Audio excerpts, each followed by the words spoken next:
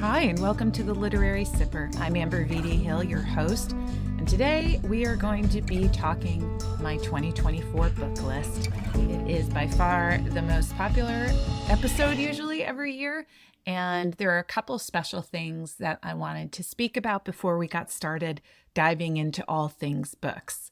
The first thing is, this is very exciting. This is my 50th podcast episode of the Literary Sipper, and I'm very proud of that fact and hope to continue with a weekly episode as much as possible over the course of 2025. I worked really hard to set that 50 as a goal for last year, and I'm excited to have reached it. And I really want to say thank you to everyone who listens and shares this podcast and rates and reviews it and does all the things that I need to do to keep growing so that everybody can take a moment and be a little literary and sip a little tea or wine or whatever you're into and talk about books and writing and creativity and all the things that I find so beautiful about this life. So thank you. And the second exciting thing that's coming up, if you're listening to this in early January, is at the end of the month on January 30th, Tanya Walsh of Tanya Walsh Yoga and I will be hosting another workshop for the seasons. It is our winter workshop where we don't really talk about resolutions, but we talk about resolving to take care of your creative life and to take care of yourself by nourishing your body and soul. And we do that through gentle yoga. So no, you don't need to be bending yourself in a pretzel or anything like that. It's very gentle, but it's about centering your body so that you can free up space in your mind. And we hope you join us. Registration is open at letgoandbegin.com, but you can, of course, go to my website, ambervdhill.com, and you will see a link to the registration there as well. So let's get to it. I mean, here we are. We're at the beginning of the year, and I had hoped to record this podcast before the end of the year and encourage you guys to really finish out the year strong. But as you know, I always set a goal of reading whatever the number of the year is. So last year it would have been 24 books in 2024, and this year it's 25 books in 2025. And for many of you, that might seem unattainable, and for many of you, that might seem like a walk in the park. That's something you can do in a month. But for me, it's just an arbitrary number that goes along with the year. I also set a goal of 25 things that I want to accomplish in 2025, everything from starting a garden to going to the top of the Space Needle with the boys to finishing Ulysses again, which, thinking to myself, why I set that as a goal, I don't know, but there it is. And so this year, of course, I wanted to talk about the idea that you don't really need to set a numbers goal, that's just something that I do. It makes it exciting every time I write the little number in my book journal. But for you, it just might be reading 10 minutes a day or listening to more audiobooks. And I have an entire podcast episode on reading resolutions and sort of revisiting them throughout the year. One thing I will say that I noticed in general about the reading that I did this year, and I did end up reading 51 books, is that I would say I'm really hovering about 25% of my entire reading is done through audiobooks. And I've said it before and I'll say it again, it counts as reading. I think it's a ridiculous notion that it doesn't count as reading. I mean, you wouldn't say that to a blind person. It just doesn't make any sense. So why do we say it to ourselves? It matters. If you're reading on a Kindle, if you're reading a hardcover, if you're taking books out of the library, if you're listening, it all counts. And it is about enlightening yourself and putting yourself in other people's shoes and creating more empathy and understanding the world through fact and through story. Those are what fiction and nonfiction reading is all about. And having said that, I really tried hard this year to alternate my reading between nonfiction and fiction. Literally, if I was reading a nonfiction book in my hand, then I would listen to a fiction book on my Libby app in the car, partly because you don't want to conflate characters and storylines, but partly because it just assured me that I was delving into as many different genres as I could. And I really tried to do that as well with reading more poetry, reading more essays, and striving to broaden the voices, of course, that I am exposing myself to through works in translation, or even genres that I'm not particularly keen on. For example, the last book I read this year was Alex Michaelides' The Silent Patient, which is a kind of thriller mystery and has an ending that I didn't really see coming until the very end. And I was blown away by it. And what's so funny is I had a conversation with a friend, and she said that she was reluctant to say how much she loved that book to me because she feels like all I want to talk about is literary fiction, which isn't the truth, but it's this vision she has of me. And when I said no, I thought that book was quite well written and quite fun and quite exciting. And I found myself listening to it on my runs, of all things. But it showed me again that we have this sort of inner dialogue about the types of books that we might like. And I just want to free you from that. If I can give you a gift for 2025, it's free yourself from this apologetic vision of what makes literature and just read what you like and challenge yourself every once in a while to read outside of your comfort zone. And you may be pleasantly surprised and then want to dive more deeply into what you discover. But I think what's I've noticed about my own reading is that I really love large casts of characters. And that has been a theme throughout 2024. I read Love in the Time of Cholera, and I read Anna Karenina, and I read The Mighty Red, which is Louise Erdrich's latest book, which is a wonderful book, and I highly recommend it. And they're all wonderful. All three of those books are wonderful. But I would say that another overarching thing that I noticed about my reading life this year is I really also tried to incorporate more classics that I missed along the way or didn't pay attention to in the same way. So, for example, I had read Anna Karenina probably when I was 17, and I couldn't have told you anything about it, other than I know she dies at the end, which, sorry, spoiler, but I also didn't understand how powerful of a book it was, how it was this sort of Russian novel that expanded generations and really informed a lot of epic family sagas, even though that first line is so infinitely popular and people know the first line of that novel. It's interesting to me that it is something that I never really paid closely enough attention to, that I didn't read as carefully as I could have. I probably had to read it for a class, to be honest, and had to get through it in a week or something like that. And that might have impeded my appreciation of it, maybe. And I just realized I didn't tell you what the first line is, which is all happy families are alike. Each unhappy family is unhappy in its own way, which is an infamous line and one of the best openers in all of literature. One thing I did not include in my 51 books this year were all the picture books that I read and any individual poem that I might have come across. I did include books of poetry, but I did not include single poems that I might have come across. But I did find myself keeping track of the picture books that I read, partly because I am trying to write my own, and then partly because I realized, why didn't I keep track of them or count them in some way? And so that might be something you try to do in the new year, is if you are an avid children's book reader, that you start keeping track of those and counting those towards your real reading.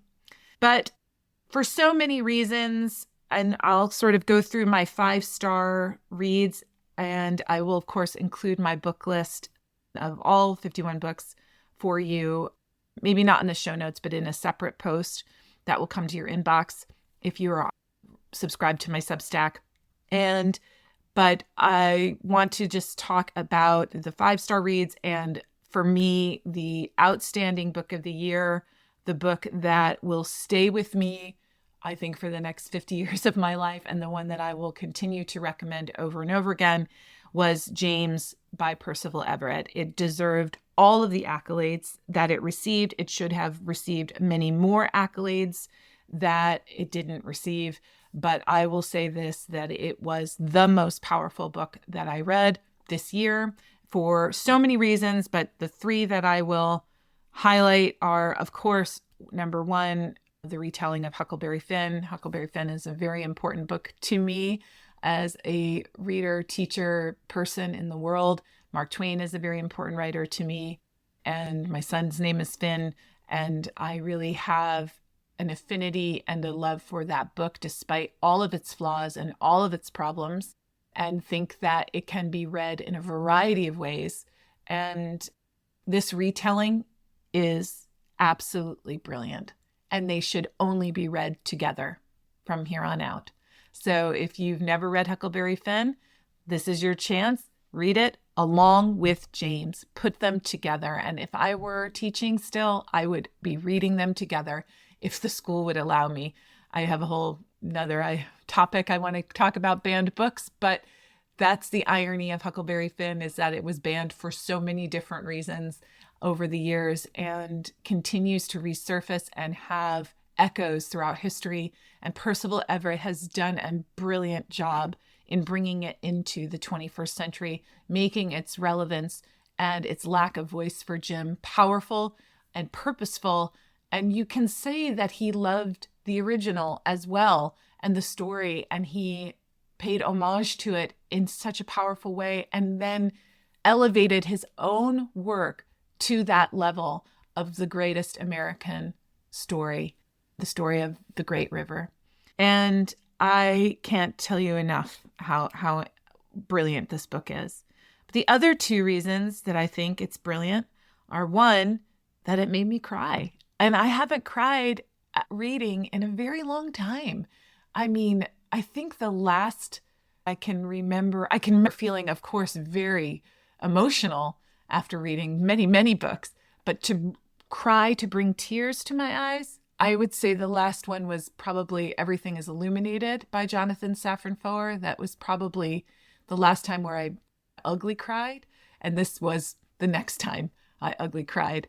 And when a book can do that to you, when the words themselves hit you in places that you didn't know would trigger such a reaction, it's a magical thing. And don't shy away from it.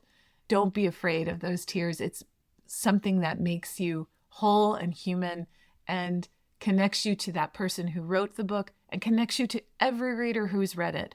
And that's what makes it so brilliant, is that it was able to evoke these emotions in me, a reader who reads far and wide, and I wanted to stay in it for a long time.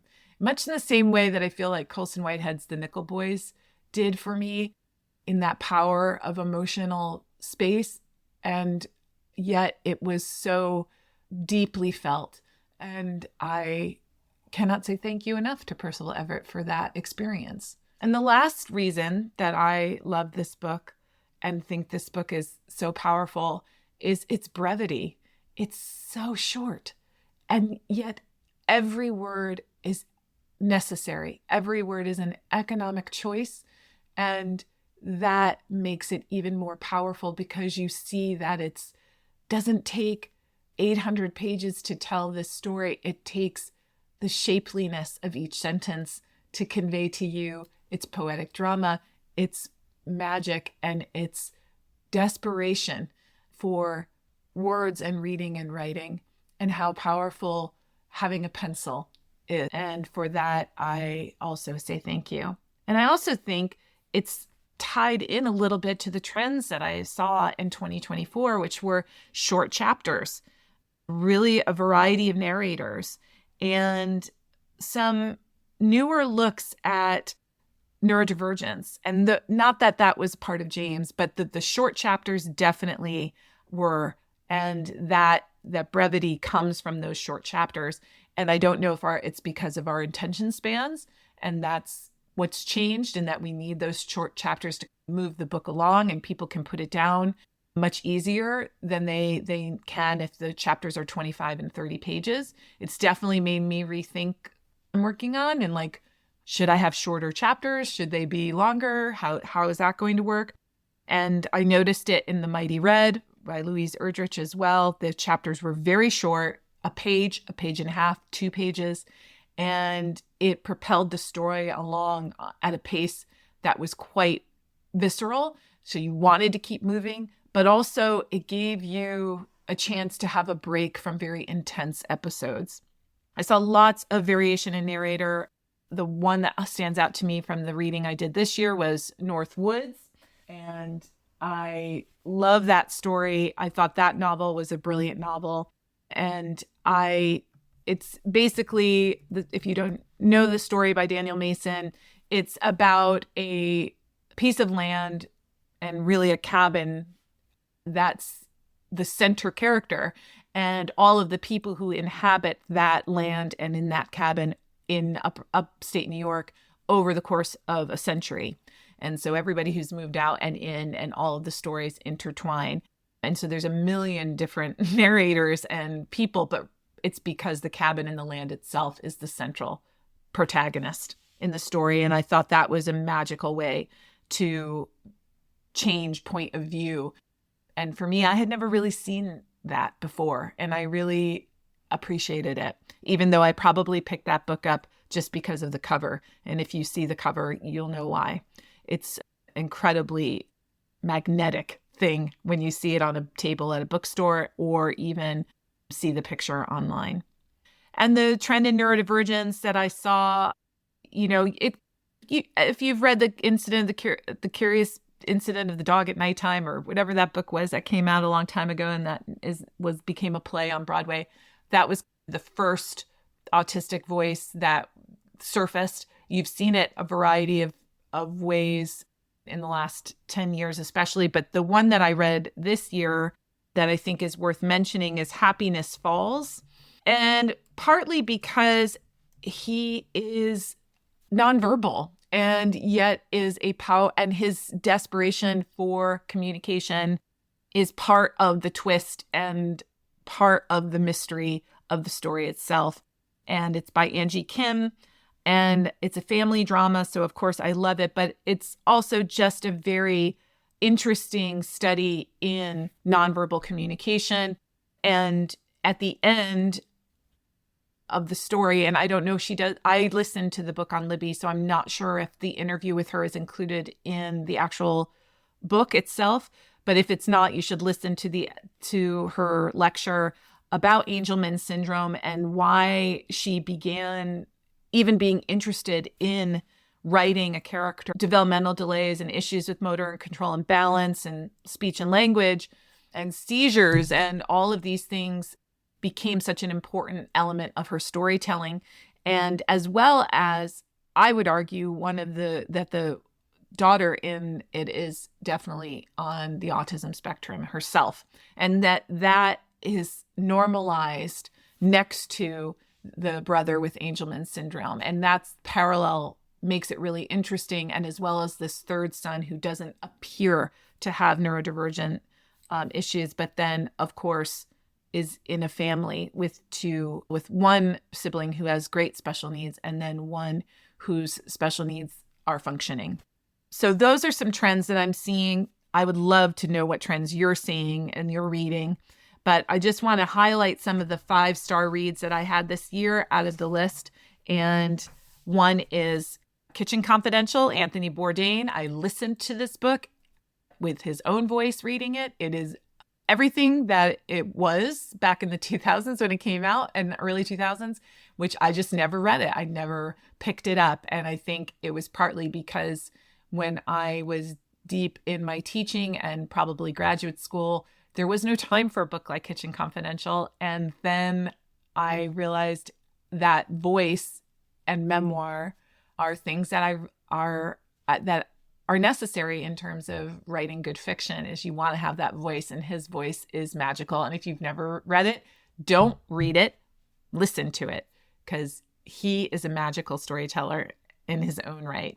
Obviously, James was a 5-star read, so I won't go into it again. Let Us Descend by Jessamine Ward was another 5-star read for me. And The Night Circus by Erin Morgenstern was by far the best audio that I listened to. It was almost necessary with all of the characters and it really was a brilliant cast of readers. The best classic I read was Dracula. I could say it was Anna Karenina and Love in a Time of Cholera, but really Dracula, there was something about it that was so gothic, obviously, and also familiar. But it was a classic I never read. And I think every Halloween I might reread it again. And I would say Signal Fires by Dani Shapiro, who I love, Inheritance and all of her books, but I think that was a very, very special book, and I highly recommend it. But my year started to 2024 began with The Creative Act, A Way of Being by Rick Rubin. And then it ended with The Silent Patient by Alex Michaelides, which was not something that I thought it would end with, but it did. And this year I began my reading 2025 I'm beginning it with a Yoga and Ayurveda book by David Frawley and Daisy Jones and the Six by Taylor Jenkins Reid, which again is not a genre that I tend to delve into, those kind of pop romance-esque novels, commercial fiction. But I love Stevie Nicks, as many of you know, and I love any book that references Fleetwood Mac as an inspiration. But what I love about it so far is, again, that multi-narrative voice. It's supposedly recordings of a variety of people telling the story of this fictional band from the 70s. It was a television show. I did not watch it. But the next books on my TBR that are coming, that I have on my bedside table that I'm excited are The Last Battle by C.S. Lewis and The Year of Me by David Sedaris. And I really look forward to reading those. So as per usual, please let me know what you're reading. And here's to 2025. Be gentle with yourselves, and hope to see you again next week. Thanks for listening to The Literary Sipper. I hope you enjoyed this episode and learned something new. If you did, please subscribe and leave a rating and review if you're feeling especially generous. Until next time, keep reading, keep writing, and keep putting your voice in the world. It's waiting for you.